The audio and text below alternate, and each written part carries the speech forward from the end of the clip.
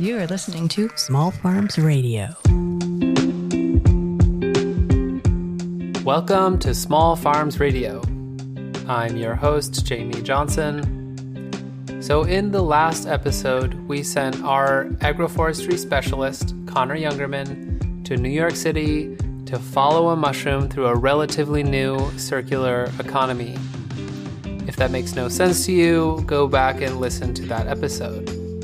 But today, we're going to continue on that mycelial thread, if you will, and dig into what it takes to grow indoor mushrooms with Connor. So, Connor, welcome back to Small Farms Radio. Oh man, it's so good to be back. I think our last episode got a couple million views, and and since that interview, I did hear that they're actually going to start mushroom farming at Penn Station. So we're really moving the world of mushroom cultivation. Can you tell me how you met Louis Vassar, and can you describe sort of the place of where you met him and what it was like? As part of my job, I work with the Community Mushroom Educator Network. These are people who went through a training program that Small Farms did. Predecessor Steve Gabriel and Yolanda Gonzalez, who works in the city for Cornell, put together. So Louis was always, I don't think he went through the program, but he was real tight with a lot of people who did. So he works for Smallholds, which is a urban farm in the city, but he does a lot of work through Biotech Without Borders. And that's the capacity I met him in, was Biotech Without Borders. So this is a shared community lab space in Long Island City in Queens, in a nondescript looking building, kind of liminal space feeling when you go inside, and it's just long white hallways with unmarked doors. So I went there to go hang out with Louis in his natural habitat, and you open the doors and it's like the coolest biology lab. It's like a biology lab you fantasize about when you're 12, about what biology labs must be like in college. And all the college biology labs I was in were never this cool. And now I am sitting at a conference table in the middle of Queens, surrounded by lab supplies and PCR machines. I believe that's a deep freeze back there. And I'm sitting with my good friend Louis here. Hi, Louis. Hey, how's it going? Pretty good. Connor? Can you tell me a little bit about where we are? Yeah, we are sitting in Biotech Without Borders, which is a community biolab. And you can think of a community biolab as a makerspace for microbiologists. And does this mean you are a microbiologist yourself, Louis? Of sorts. I would say amateur mycologist. Okay. And in the beginning stages of growing mushrooms, you are working with many of the same tools and techniques that a microbiologist would use to grow yeast or bacteria. Right on. So I know you in the context of producing spawn. So for a lot of the projects we do in the city, we need to inoculate everything with spawn, and that's something we can buy from a supplier, but that's also something you produce. So I wonder if you could tell us a little bit. People are familiar with mushrooms, but where do mushrooms come from? What is the starting point for a mushroom? Because that's sort of your wheelhouse here. Yes. Yeah. So let's go into nature for a second and understand how mushrooms grow in the woods. So we're cultivating wood-loving mushrooms here. So we'll stay within that paradigm. A mushroom is the sexual reproductive organ of the mycelium, which is the vegetative state of a fungus. And so the mycelium is growing inside a log that is dead or dying.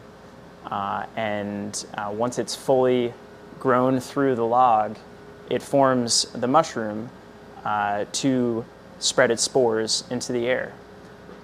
Excellent.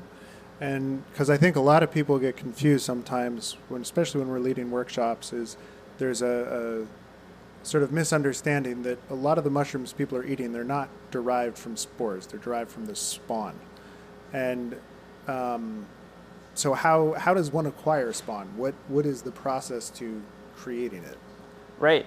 So the reason that, well, let's go back into the forest. We're in the forest here. Back right up, yeah. So the spores float into the air and land on a suitable substrate and germinate and fuse together with other spores to produce mycelium again.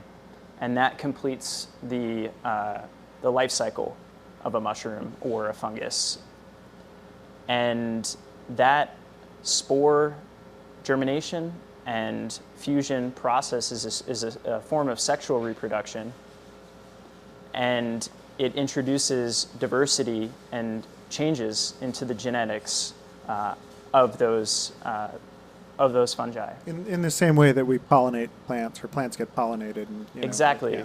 If you were to collect a seed from a pepper, plant that seed, and grow that plant, the pepper that grows from that plant is probably going to be somewhat different from the pepper that you harvested that seed from, because that seed is a form of sexual reproduction.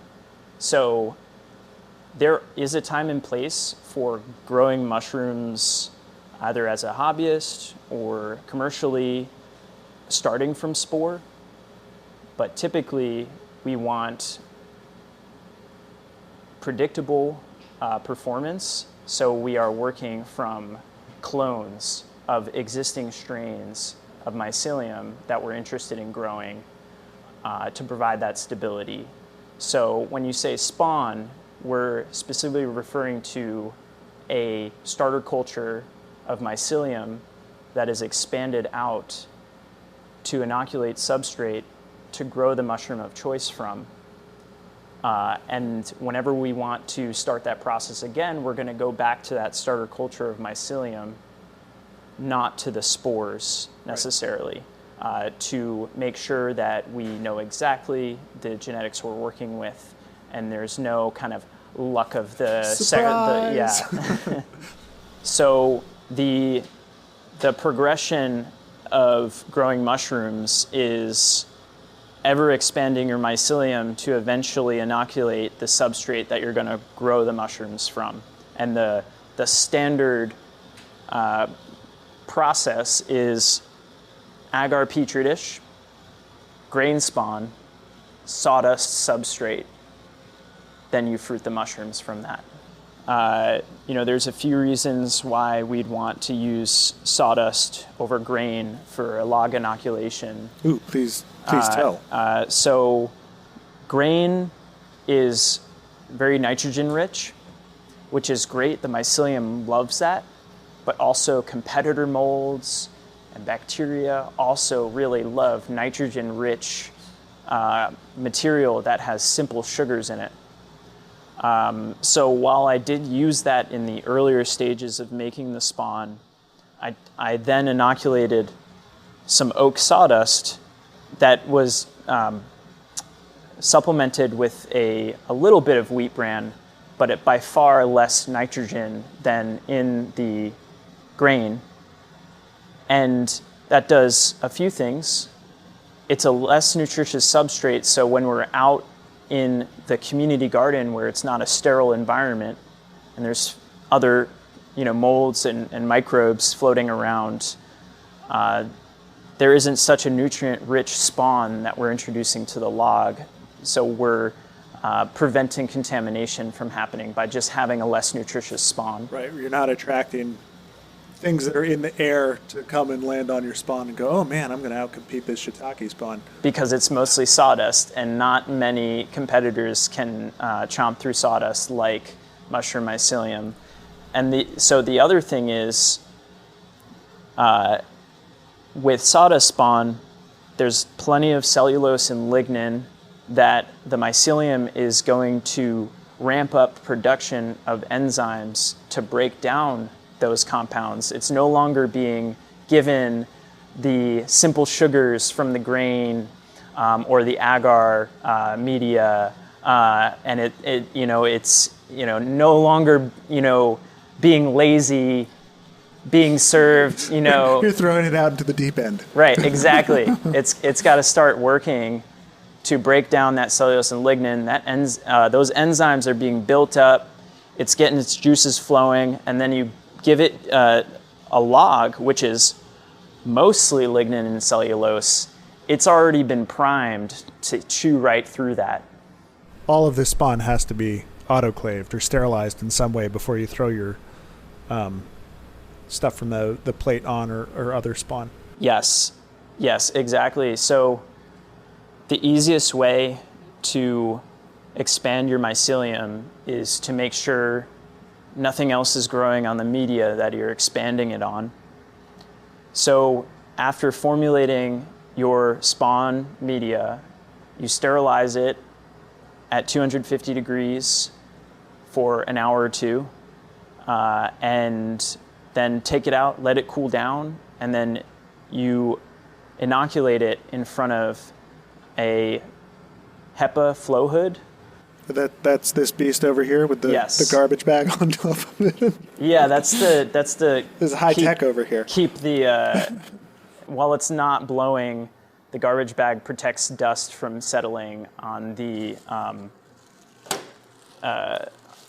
the filter itself. But so this is we get clean air that goes right into this. Yes, that it basically creates a sterile bubble for you to work in while you inoculate your substrate. The reason that, so you sterilize your media, let it cool down, you inoculate it in a sterile environment because you don't want competitors landing on the virgin material that has not yet been colonized by the mycelium of choice. Because those competitors are everywhere. We are breathing them in as we speak, I believe. Yes, they smell good, but they're not good.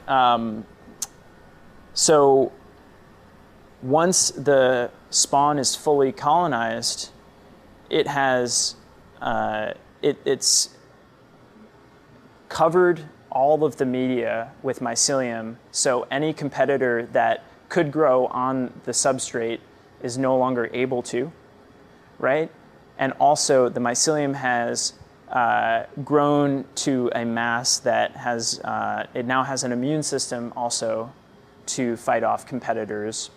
So when we bring the spawn outside, a common question I get is, okay, you have to do all this sterile work in a lab or inside, and then you just take the spawn out and, you're at a community garden next to a compost pile. Nobody's washed their hands. Yeah, exactly. Yeah.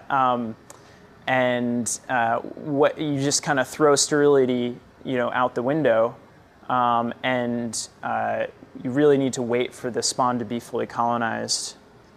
Then you open the bag, and then you can use it to inoculate, and it's protected. It's robust enough. It's developed its defenses enough, sort of thing. Yeah, you got to be real sterile at the beginning. Exactly. And then, you get a little more leeway as it's developed. I also just want to throw this out there that when you're indoors, the particulate matter in the air is generally higher than it is outside. So outside air is actually generally less contaminated with molds and bacteria than indoors. Yeah. So if you are indoors, you especially have to be sterile because humans are disgusting. We are foul, yeah. So super cool space. Louis done some workshops on spawn production. And it seems like now everything I do in the city for mushroom related work for my job, Louis involved in there somewhere. Louis awesome. everyone should go meet Louis, but he probably doesn't have time to meet everybody, millions of people listening to this podcast. Thinking about the next people you met, and particularly, can you describe the place, like where they're growing out of? Yeah, so Smita and Itu, I met through my colleague Yolanda, who works for Harvest New York, which is a Cornell program that's statewide. So they are mushroom farmers that Yolanda met maybe just when they were getting started.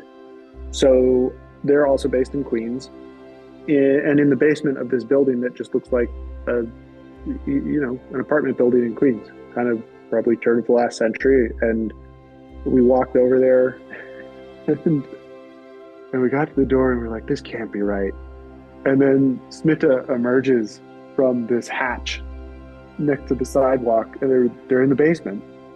You would never have expected it, but then it's like you go down and it's like, oh my gosh, there's racks and racks and racks of mushroom blocks just incubating, inoculated mushroom blocks incubating. And then in this basement, a row of tents, climate-controlled tents for fruiting. We actually started post-pandemic, just as pandemic hit, like many folks actually decided we're lucky enough, to take the big step to go out of the city, or just like change their entire career, or just like, change their entire life, because the truth is pandemic changed lots of people's life, right? And luckily we survived, of course, and like we, at many point, we also had the plan, maybe we could do something different. So what did you do before the pandemic? I used to work as a project manager with a healthcare company in the Bronx. Mm-hmm. It's called SN Healthcare. And at the same time, in 2020, we also had our first baby. She was born on March 12th, and the entire city was locked down on March 15th. So after she was born, like, of course, parenthood changes like lives. But then again, she was born in a time was very turbulent, and so many things were changing. So we actually gave the thought of, having a different career, like completely. We had plenty of time to go through the whole process, right? So after, I think 1-2 years, meantime, we were still in the thought process of like doing something. Then once actually we were just talking casually on a dining table, and my daughter was 1.5 years, and we just gave her mushrooms that we bought from store. She was like eating so nicely without resisting it at all. Then I was telling him it would be so nice, to grow our own mushroom. And he was saying how sad it is that all the mushrooms we used to have back home, where we're from, we had access to different kind of wild mushrooms, which were really amazing. So, we never had those mushrooms over here. So he started saying probably it would be so nice to start growing our own mushrooms. Why not we start looking for it? It was just a casual conversation, but then slowly we started looking for it, reading so many articles and free materials that we can find online. And I can tell you in the YouTube, probably we watched almost all the videos. Every single thing. We read all the articles that are available, that says how to start your own mushroom business. Fast forward, we rented a place. That was our first space in Forest Hills, Queens. And, once he had a kind of a belief in himself that I have kind of understood how the initial process starts, we found an organization in Portland, Oregon, Fungi for the People, and he actually booked a workshop with them. When you guys, because I'm looking behind you, and you've got these beautiful bags of mushrooms grown in bags. Did you make your own spawn when you got started? I mean, no. So beginning, was we bought a spawn, from nondescript and Captain stems, like that. But now, we make our own spawn, everything. Wow. So by I mean ourselves. But like sometimes when we are busy, so then we just buy from them. Yeah. Yeah. Like yeah. And so how many kinds of mushrooms do you grow now? Yeah, now we almost have 7-8 kind. So like so start with blue oyster, golden oyster, pink oyster, Italian Beautiful. oyster, Chestnuts. shiitake. I love like chestnuts, yeah. Chestnut. And so you guys are selling at I think, I didn't have the recorder on, but you were talking about you're selling at a couple farmers markets? Yeah. So we go in 4 farmers markets. Okay. We work with some CSs, and we started doing, we have some customers who actually like buys from our farmers market, but then again have their individual orders online. Few of them, then some of the folks that we know that we do on drop-off basis. Even when we first started our first farmers market, we used to grow only 40 to 50 pounds of mushrooms, give or take like a week. But now we do 250 to 300 pounds a week. So you guys do this full time now. This supports both of you full time. Yeah, so beginning I was alone, so she was working, but now I can't do alone, and also, like sometimes we hire people, We hire people to do the heavy we lifting. cannot hire, like for full time, but we hire, so whenever need.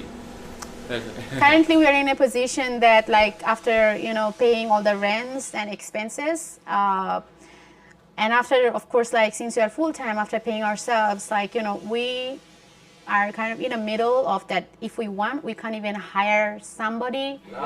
But then again, like we would love to have that ability so that we can have someone to help us, so that we can focus in some of the important stuffs. Like, of course, outreach is definitely one of them. Marketing. We can totally feel like, due to the poor marketing skills that we have currently, that's also affecting, our online sales a little bit, which we definitely will be working on. But yeah, that's something we would like to focus more.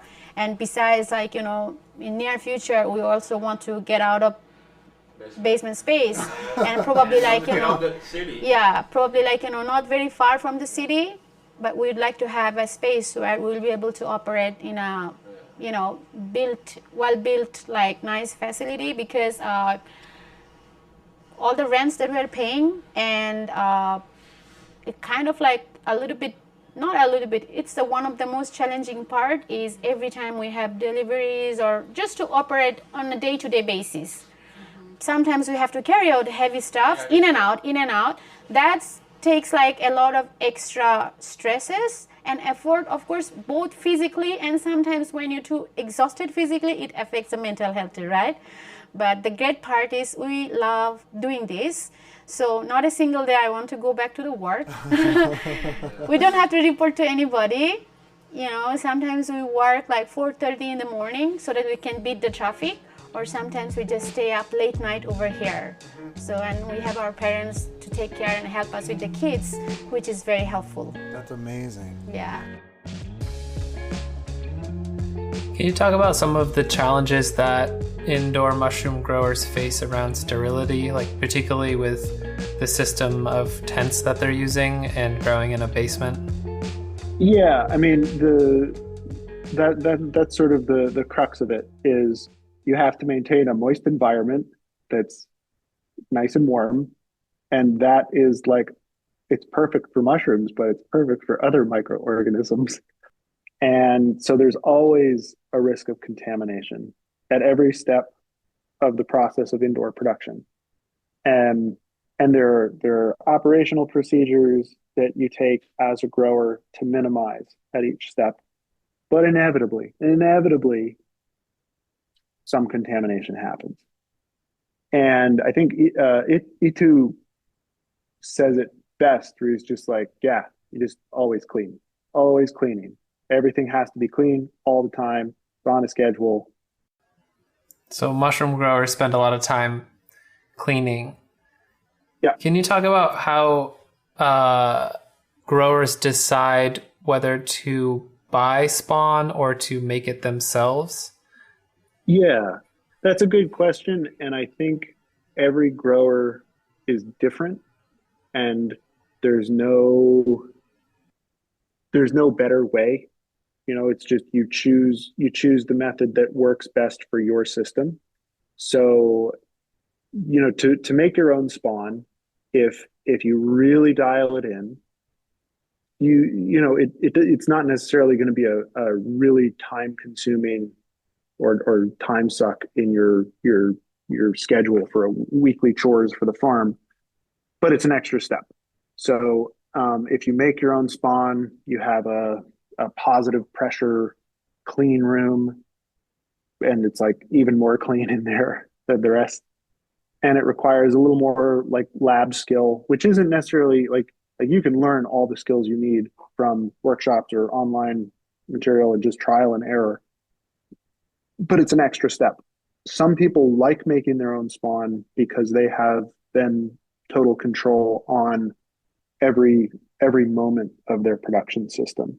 So they can tweak their strains around a little bit. They can try out new strains. They can try different growing media for their spawn production. There's all these little tweaks you can make, which maybe are going to have downstream effects on the final mushroom product. And some people really like to just be in the lab. And then other people, maybe they don't have that extra time in their week, and they have really good luck with spawn you can get commercially and are very happy with that product and are very happy with how that fits into their pipeline. And it's just one less production step they have to manage. And that's great too. So it really is just whatever fits the producer's pipeline preferences. So Cameron is one of the people who does everything himself, and he went even further and like built everything in his entire setup. Yeah. So that's probably pretty rare. How did you initially connect with him? So Cameron from Cam's Urban Farm, real slick setup, and you walk in and you're like, I can tell that you have a math and engineering background, just by how things like the layout, every piece. So yeah, Cam has a spawn room in his, again, basement in Queens. A lot of basement in Queens mushroom farms. It was across the street from a really nice cafe. And so Yolanda and I met at the cafe and then walked over to his place. I had gotten a grow kit. Actually, my girlfriend, I'll give her credit, got a grow kit from North Spore, a lion's mane grow kit. Grew that out. I'd never really seen lion's mane or knew what it was before that. I thought it was amazing, and I then just started to reverse engineer the process. Like, how do we get to this grow kit? Like, what are the steps before this? How do I make my own blocks? How do I make my own spawn? Going back and back in time in the process and just sort of learning as much as I could. Just the depth of the field, like how there's the cloning part, the foraging part, the breeding part, the spawn part. There's so many different steps. And you kind of do all of that now, right? I do, yes. Spore-to-table is how you would currently, yes. Which blows my mind. And actually, as far as from groups I've talked with, other farmers and stuff, a lot of people will start out with the spawn and then be like, "No, I'm just going to do the production side." So it's really, I want to look around and ooh and ah at everything. I'll show you around, and I'll also give you my thoughts on that, because I've also heard that. Yeah. Especially as a one-man operation, it is very tempting. But whenever I think about that, first of all, I like the idea, personally, of just like, I can do everything here. Yeah. And then when I think about steps that I might want to eliminate, I think, okay, I don't have to be doing spawn, right? That's the first thing. But then my thought process is I don't spend that much time on spawn. I have a process that's locked in. Like, it's super easy. It's less than an hour a week. Oh, wow. And it just doesn't take any time. And I think I have my lab facility, this room, and everything else locked in, that I've never gotten contamination with spawn. Wow. When I was learning, I did, but since I learned how to do it, I think I have pretty solid processes that, it's really reliable. And it's liquid culture, or it's grain spawn, or it's a little bit. So of everything? I do agar to liquid culture, and then liquid culture to grain spawn, and then grain spawn to substrate, obviously. So, I could eliminate spawn, but it wouldn't save me that much time, to be honest. And I think personally the organizational aspect of like having to order these in and having to time it and all that, to me that's more difficult. Right. So is this millet you're using? Yes. Millet and sawdust. Interesting. Yeah, so the millet I used to use oats. Actually, I used to use rye, and then I switched to oats because they're really hardy, hard to burst, like super easy to work with. Then I switched to millet just to try it out, and it is so much quicker. Interesting. Any thoughts as to why? It could be the shape. Like that uniform pearl? It's smaller, pearls, smaller pieces. Might also be the nutrient. I know the nutrient composition is a little different. Gosh, you must have studied engineering. That's my favorite part about all this. The putting together processes, the building stuff. Yeah. Like everything in here I built that room, I built the water filler. So can we walk through the infrastructure and see all Yes, absolutely. So you've got lion's mane, maitake, oyster, cordyceps, enoki. And so we've got a couple hundred blocks in here? Yeah. Something like that? Yeah, like 1 to 200 probably. And you've got max capacity in here. Well, let's see. Actually, I've done the calculations in a while. I can get 8 racks in here with 40 bucks each, so 320, I guess. Wow. Every other week, I'll do a deep clean of the fruiting room. Every week, I'll change the water and clean the barrel. And every day, I'll be vacuuming in there. I have a question. Yes. Startup costs, like how did you find the financing to get all this started? I didn't take out any money. I used all my own money. I did it really cheaply. Okay. Built this room for probably, not including the equipment inside it, less than $1,000. Grow room for a little over $1,000. And then everything else I just sort of accumulated over time. So I started with the bare minimum. I started with a small float that I built myself which works amazing, and it was only like $500. So do you have any high-end philosophical musings on urban ag and how you fit into it? And that's actually that's the reason I called it Cam's Urban Farm. I mean, I was actually reading a book. I was like, you should name your business something that immediately explains exactly what it is.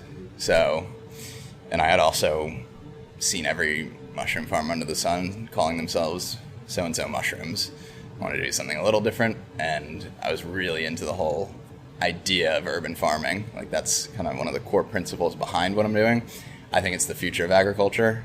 I mean, I can grow, 300 pounds of mushrooms a week out of 1,000 square feet, or less, like 850 square feet of space, and that kind of output is just completely unheard of in any farming. And also the speed at which I can produce new crops is super quick. Yeah, no one measures it on a per week basis except mushroom farmers. I sell these mushrooms to restaurants within 5 miles of here, of where they're grown. And you primarily sell to restaurants? Mostly now, yeah. I'm starting up markets in a couple weeks again. I did some in the fall. That'll probably overtake restaurants in revenue, at least. Not necessarily volume, but revenue. But yeah, my best restaurant is a 5-minute drive away. It's like a mile away, right over the bridge. So I just love that idea of like they're grown so closely to where they're consumed. Do you feel like, there's not a ton of data for specialty mushroom markets specifically because they get lumped in with agaricus, but does it feel to you like the market is continuing to grow, or does it feel like kind of capped in terms of, I'm not saying could there be 20 more Cam's Urban Farms in New York City, but does it feel like a pretty safe market or market that's going to keep growing a bit? I think it will keep growing. It is somewhat competitive for farmers markets. It's super competitive. I cannot get into a farmers market in New York City. Very, very difficult. And a lot of restaurants that have already been hip to the whole mushroom thing already have a supplier. But there's so many restaurants that haven't heard of this stuff before that can be made aware of it by the growing industry and consumers too, it seems like. Consumers, exactly. So there's so much potential for not necessarily market growth within the people that know about mushrooms already, but growing the pool of people that know about them and want them. There's so many people that, could be they don't know what they don't know. They don't know what they don't have. So what do you think about all your visits to these different mushroom farmers doing sort of different parts of this bigger mushroom ecosystem that's sort of growing in the New York City area? Was there anything that surprised you or any sort of reflections that you have? I don't think anything really surprised me. Everything delighted me. But every single farm that I visited is different. And there's so much creativity that gets embedded into every step of growing mushrooms that I can recognize, oh yeah, okay, that's where you're inoculating. Oh, that's your water source. That's interesting. It's located that close to your incubation chamber. That looks, slick and efficient. So you get to see like everybody's way to make things efficient or to make it match their mentality or their workflow or however they want to do it. And I think my takeaway after now visiting, I don't know how many farms, I come away just in awe of how creative and diverse and accessible mushroom farming can be. And that delights me. So we kind of skimmed through the manual on how to grow mushrooms, but obviously if someone listened to this, they wouldn't really have all of the knowledge and skills they need to, start growing mushrooms. Can you talk about some of the resources available to someone if they wanted to learn more about growing mushrooms and maybe even try it themselves? Yeah, it depends on the type of learner you are. YouTube, there is a plethora of mushroom growing videos. A lot of the companies that you can buy spawn from, or that you can buy, inoculation tools and stuff, have, step-by-step videos on like, here's how you can do it under your sink, or here's how you can set up a grow room. So there's a lot of really great free resources through YouTube.